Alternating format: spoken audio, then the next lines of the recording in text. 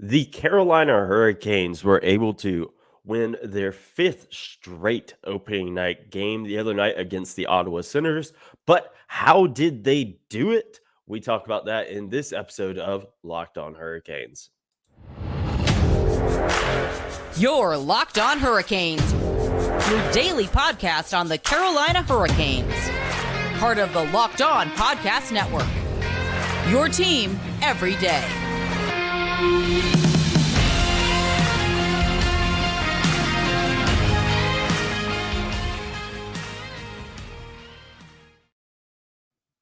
Hey there, Caniacs. I'm your host, Jared Ellis, and you're listening to Locked On Hurricanes on the Locked On Podcast Network, your team every day. And as always, thank you for making Locked On Hurricanes your first listen of this Friday afternoon, morning, evening, whenever you are listening. Thank you very much.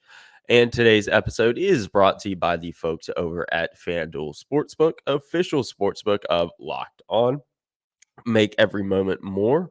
Right now, new customers can bet $5 and get 200 in bonus bets guaranteed. Visit fanduel.com/locked on to get started.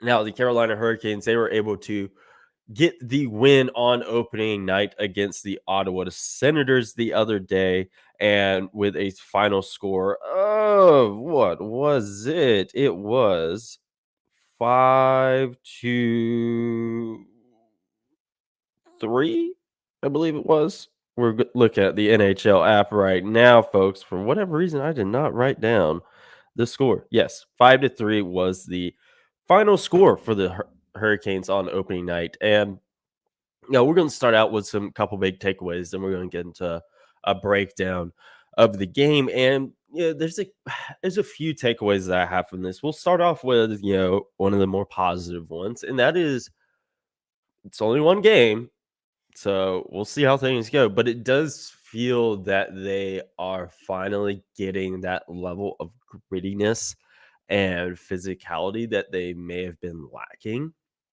in years past. I know a lot of people been circulating that hit from Michael Bunting around where I forget who it was on Ottawa that he hip checked, but they went flying. Yeah, you got stuff like that. And, then Michael Bunting, him showing up as well. And it just feels like, hey, Jalen Chatfield, as well. It just feels like they're starting to get that level of physicality that they need going down that stretch of the end of the regular season into the playoffs. And that's really good because that has been an issue in the past where it feels like they lack that sometimes. So that is definitely very good. Again, only one game, and it was the opening night game as well. So ultimately, that's going to be something that we need to wait and see how it goes as the season goes on, whether that was just a one-time thing or is it going to be just more normal now? So, that's going to be very fun to watch, but I'm glad that, it seems like they're finally getting that level of grit and physicality that they've needed for some time now. Now, getting to another one is the whole slow start thing that yet again reeled its head. Now, this has been an issue for a number of years, and it's frustrating to see it back already. And I did say, with that game, before the game happened, is that you could expect a rough start to this game. It's game one of the season. Guys are getting back in the swing of things. You got new guys coming in, and expect a slow start. But I think what really made it more frustrating was just how strong Ottawa came out in the first. And you know the Hurricanes, they just looked slow, they looked rusty, and it looked like they were really struggling to wake up. I mean, yes, things got better as the game went on, which is fine and good. Yeah, but yeah, yet again, we're starting to deal with that problem already in the season. And I really, really hope it is not one that we're dealing with come January, February, March. Yeah, the whole slow start. It's so frustrating because they're constantly having to dig themselves out of a hole, and that's not sustainable. Talked about that last year. Yeah, and it is not sustainable for them to do. It's just not. And what is it?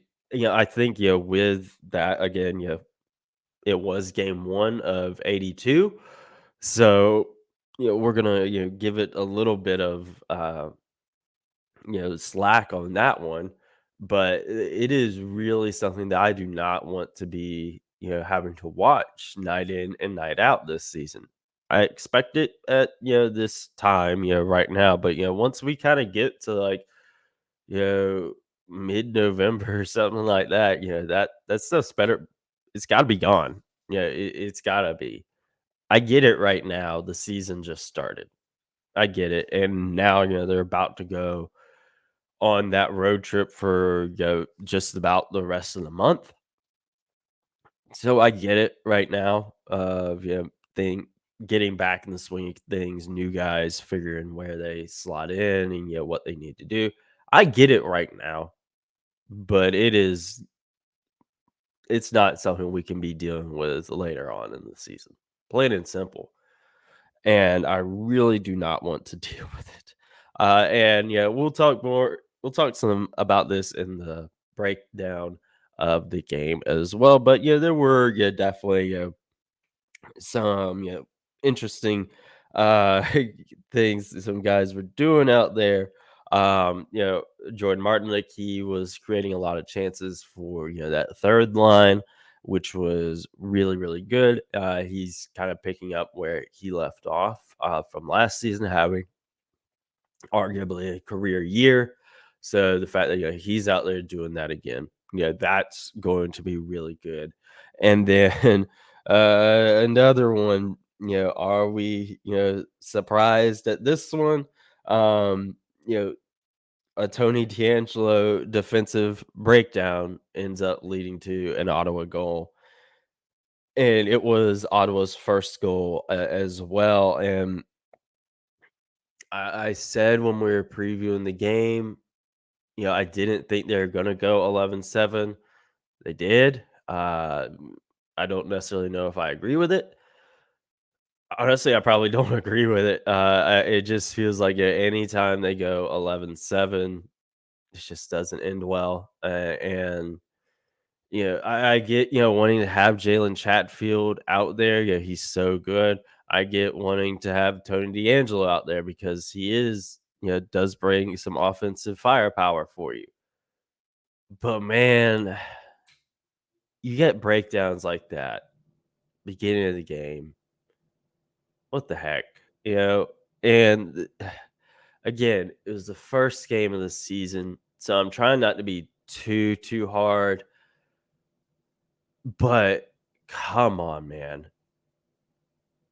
You cannot just these defensive issues with Tony D'Angelo. They've got to get this stuff in check. Yeah, I believe it was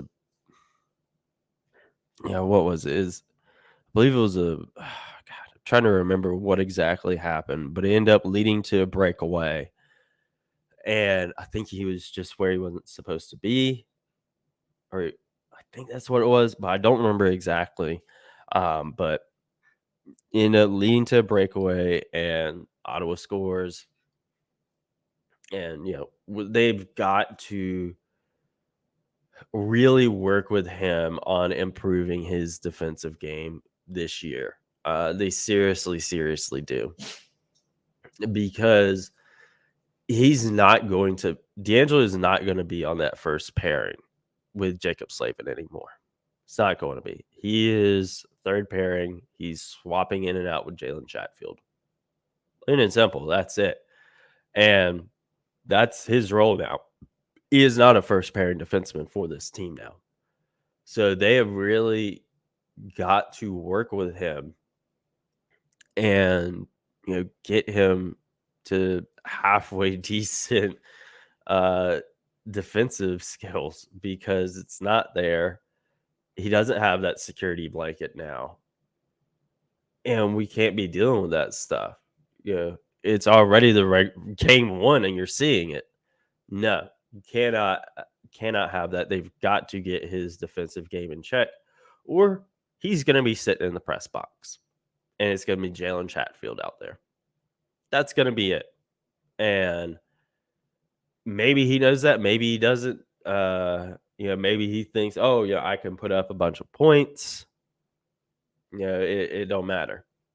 I'm going to do my game, and that's going to be it. I don't know. I don't know what's going through everyone's heads there, but it is super, super competitive in the defenseman group this year with the guys they've brought in. And D'Angelo, he needs to get his ducks in a row in terms of his defensive game if he wants to stay in the lineup. Plain and simple. That's just how it is now. He's gotta be there. He cannot be making these stupid little mistakes that end up leading to goals. He's a defenseman. He needs to play like a defenseman. I know NHL, they want defensemen to put up a bunch of points. You look at the Norris, that's what it is now. But you are a defenseman, you're supposed to defend, and he sucks at defending. And he needs to get better at it quick, because he doesn't have the security blanket of Jacob Slavin that he did the last time he was here to hide his mistakes. But we do have the game breakdown to dive into, and we will do that, folks, right after this quick break. Now, folks, the NHL season is here, and if you're willing to place a bet on one of your favorite teams, FanDuel has you covered. Same with the NFL. So snap into the action this NFL season with FanDuel, America's #1 sportsbook.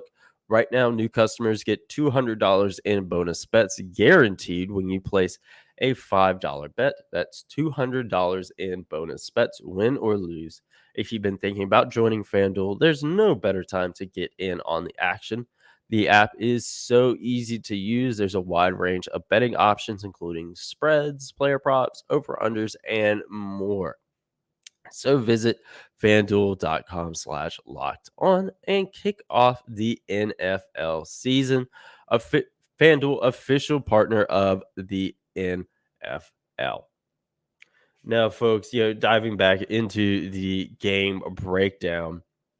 And like I said, early on in the game, they looked rusty and sloppy. They did, but that was expected. Game one of 82, you expect that. But it is definitely something that they need to work at improving on, so we're not dealing with them having to dig themselves out of holes game after game after game. That's going to be really, really important. Like I mentioned, D'Angelo's defensive mistake, leading to Ottawa goal. And one thing, with the first period, it was pretty rough. It was a rough period, but they did get better as time went on, which is really good. And it is something that I want them to be doing earlier in the period. And like I said earlier, Martinook, he was creating a lot of chances for his line. And he's picking up where he left off last season. That's fantastic. Absolutely fantastic. Now, getting into the second period is where the Hurricanes really did pick up speed, where they really started to dominate the game, which is great. Michael Bunting, he scored the first goal of the Hurricane season on the power play, no less. So that was really something that just felt like it got the Canes going big time. And, I think, if they can continue doing that, that was great. And then on that next goal that the Hurricanes had, it was from Teuvo Teravainen. He had a beautiful pass from Martin Necas. And, one thing I saw a lot of people talking about, and it was my thought as well watching it, was good on Tavo for not passing it back to Natchez and actually shooting. That is going to be big for him this year, and big for a lot of guys on the team. But the Hurricanes did not go out and get like some offensive superstar, this offseason. Yeah, I know they're trying to get Tarasenko. That didn't work out. They never really did anything else. But they need the guys on that team to be scoring the goals, to be shooting the puck and not constantly looking to pass. And the fact that Tavo may just be one-time thing. I'm not trying to get too excited about it, but if he can start to have more of a shoot first mentality, that's going to be fantastic for this team this season. And it is it's a mentality I think a lot of guys on the team need, because I've said it many times over the years. They just pass, but never take a shot. And we can't be having that, especially at this stage of where they're at as a team now. It's been a thing, for several years now. They just keep passing. Folks say they need to go out and get someone with a shoot first mentality. They don't do it. They just keep sticking with what they got, which is fine. They have a lot of talent there. They have a championship caliber team, but they need these guys to start shooting more. And if Teuvo Teravainen can do that, and that's going to be fantastic. If these guys see that they have a potential opening to score a goal, they need to take it. And that's what Teuvo did there. And I really hope it continues. Like a lot of the stuff I've said already, like the grittiness and stuff like that. It was just one game, game 1 of 82. Let's see how things shake out, over the next few weeks and months to see what happens. Really gauge what we're working with here. Again, just one game. So we'll see what becomes of this, if anything at all. Now, eventually, the Hurricanes did end up blowing a 2-goal lead in 35 seconds, which was not great. But things happen. And I think Ottawa, they were really coming out in this game. They felt like they had a chip on their shoulder almost, just with how tough and strong they were coming out. They're like, hey, we have a shot in this. This is not the Ottawa Senators that you've known over the past few years. Like, no, we're trying to be a playoff team this year. And they felt like they had something to prove in this game. With, like I said, how they came out in the first, them erasing that 2-goal lead. Eventually, yes, the Hurricanes did get it back. And,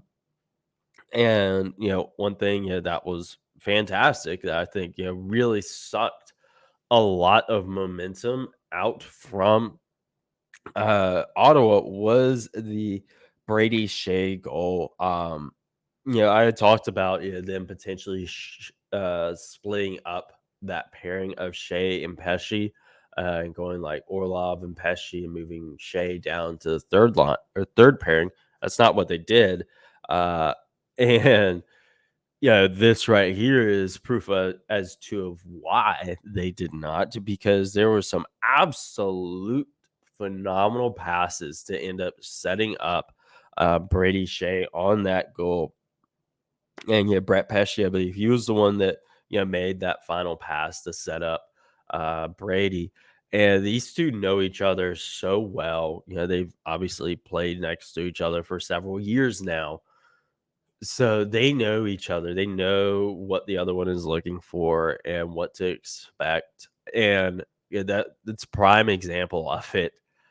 And do I think that pairing stays together long term? No, I do not. Um, but I think it's going to stay together longer than we thought. Whether it be through trade or just Orlov moving up the lineup, because you just look at what they're paying Orlov. I do not see them paying someone that much just to keep them on the third pairing. Plain and simple. You're not splitting up Jacob Slavin and Brent Burns. You're not doing that. Plain and simple. At second pairing, that just kind of that game there just showed why you don't want to split them up, Brady Shea and Brett Pesce, because they play so well together. But you're gonna pay guys over $7 million to be on your third pairing with Tony D'Angelo or Jalen Chatfield? No, and that's no disrespect to D'Angelo and Chatfield, but you're paying a guy that much money, you're not putting him on your third pairing. Plain and simple, it's not gonna happen. But I think he's might stay there longer than we thought, with just how well Shea and Pesce played together. Uh, it's going to be interesting to see how that shakes out, especially when they decide to not roll 11-7, which I think, yeah, they got the win, but I just don't know if that was the right move. I don't. It just seems like anytime they play 11-7, they struggle. And yeah, this was game one, so they're going to be game one struggles. But man, it does feel like it could have been avoided a bit. It really does. But then the high sticking penalty call on Brett Pesce was pretty darn frustrating there towards the end. Nobody. And I believe it. Then you end up having the Jacob Slavin goal, which is obviously not something that you see a whole lot of. And obviously, Jordan Staal, he also netted a goal as well. But man, you just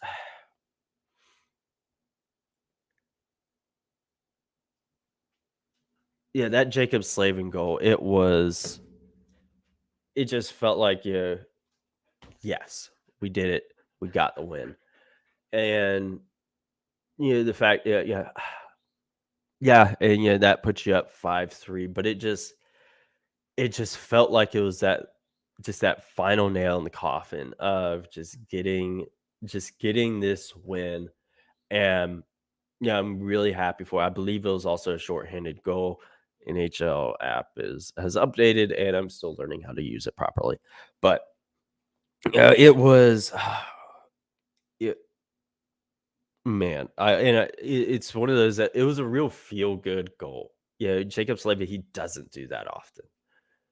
So when he can score the goal that just seals a game, man, that feels good. And yeah, do I think he's going to turn up his offensive game this year and score more goals? No, I do not. But obviously I joked around on Twitter, X, whatever you want to call it, that he's already netting goals. Maybe he'll finally win the Norris this year.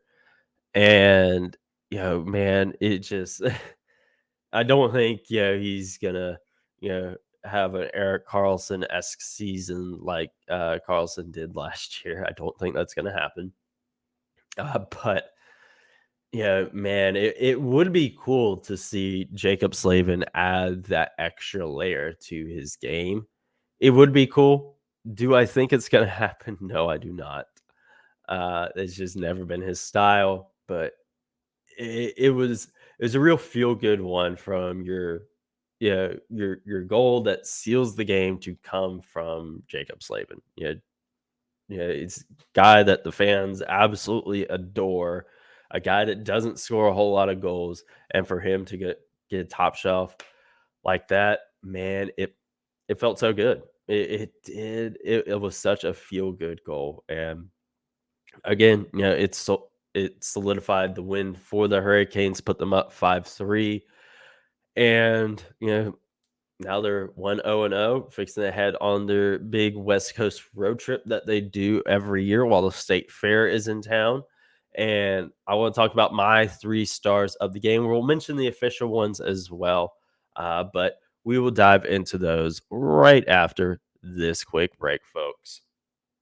Now, folks, the NHL season is here, and Carolina Hurricanes fans have the season. Is this the season we've all been yearning for? I absolutely love the NHL, and I know you do too. And that's why I want to tell you about the Sleeper app. The Sleeper app is the official daily fantasy app of the Locked On NHL network, and it's my go to for daily fantasy sports and especially daily fantasy hockey. With Sleeper, you can win 100 times your cash on daily fantasy. Now, folks, you guys know I love playing fantasy stuff. Whether it's fantasy football, which I am admittedly not the best at this season, fantasy basketball, or fantasy hockey. I really enjoy this stuff, and Sleeper is making it really, really fun. The NHL has never been more exciting than it is now, with studs on the Carolina Hurricanes, like Andrei Svechnikov, like Sebastian Aho, like Jacob Slavin, who we talked about a lot today. And then across the league with names like McDavid, Crosby, Makar, Ovechkin, all those guys as well. Just pick more or less on the stats for these stars, like goals, assists, saves, plus, minus, and more. And you heard me, Canes fans, 100 times payouts on Sleeper. So start paying attention and get your picks in right now, and you could win big. So use promo code Locked On NHL, and you'll get up to $100 match on your first deposit. Terms and conditions apply. That's Locked On NHL. See Sleeper's terms of use for details. Now, folks, diving back to the game and my 3 stars, we will briefly mention the official 3 stars of the game as well. And it was, who all was it? You had Jordan Staal. He had the first star of the game. And then you also had, who else was it, guys? Who else was it? Gosh, again, this just new NHL app is just throwing me off. Is not set up like it used to be. But again, you know, 3 stars of the game. You had, again, first star was Jordan Staal.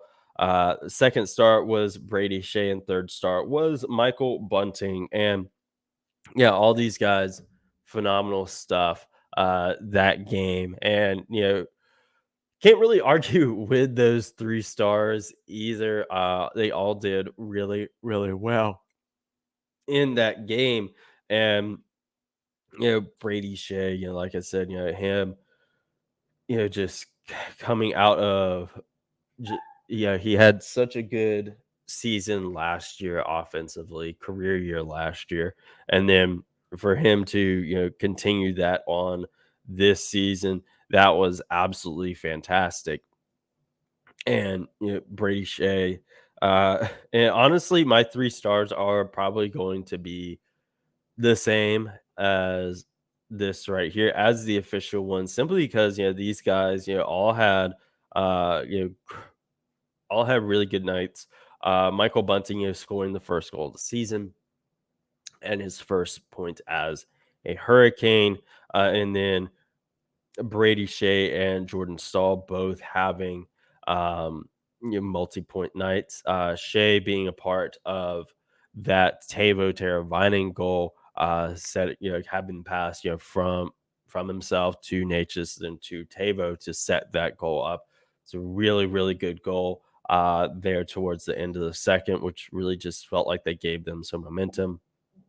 And then that Jordan Staal goal, it was 20 seconds into the third period, and on the assist for that one, it came from Jordan Martinook, who definitely could be in the conversation here as well, because he was all over the ice last night or the other night. doing everything he could, and setting up his line mates the best he could. That was something that Jordan Staal mentioned in in the uh, first star interview there at the end. And man, Martinook, he deserves to be in this conversation as well. He was doing everything he could to set guys up. Like I said, with Brady Skeji, he had that beautiful goal. Jordan Staal, Jesper Fost, setting him up on that. I thought Brett Pesce was a part of that. He was just not one that ended up registering an assist, but it was Staal and Fost there notching those, and so again, Staal having that multi-point night on opening night, no less, and Brady Skeji ended up being the game-winning goal also. So kudos to him.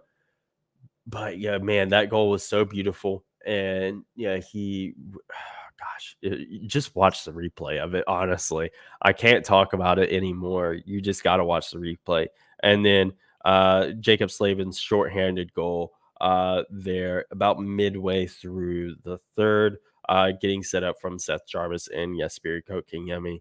That was a phenomenal one as well.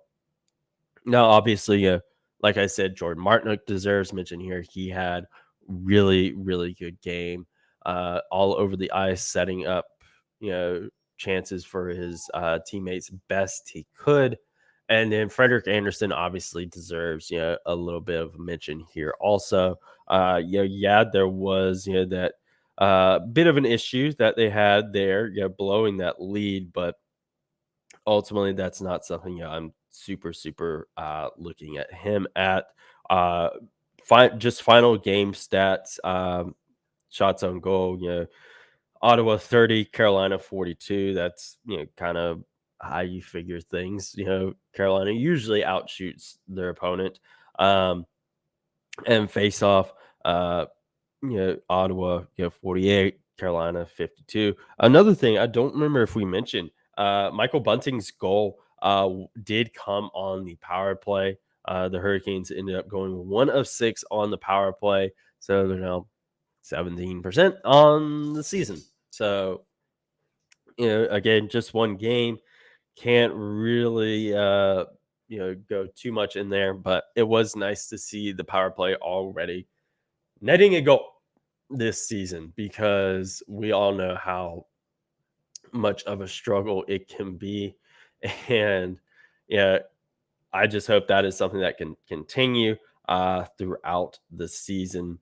But at the end of the day, now that game is over and done with. It's in the past. The path to 82-0 is still alive, even though we all know it's not going to happen. But now, of course, the Hurricanes are going on their big road trip that they do in October, while the North Carolina State Fair is in town, because the State Fairgrounds are right near PNC Arena, and it makes traffic very bad. So, they're now off to their road trip. They play LA on Saturday. So we'll talk about that game when it happens. And like I said, we'll talk about that game when it happens. I'm really looking forward to it. Canes After Dark already this season, folks. So behave, and we will talk about that game when it happens. We'll preview it. We'll recap it. I'm looking forward to it, folks. No, y'all are as well. So continue to enjoy this opening night win. And as always, make sure you're following the show along on the socials at LO_Hurricanes, myself at Jared Ellis _96.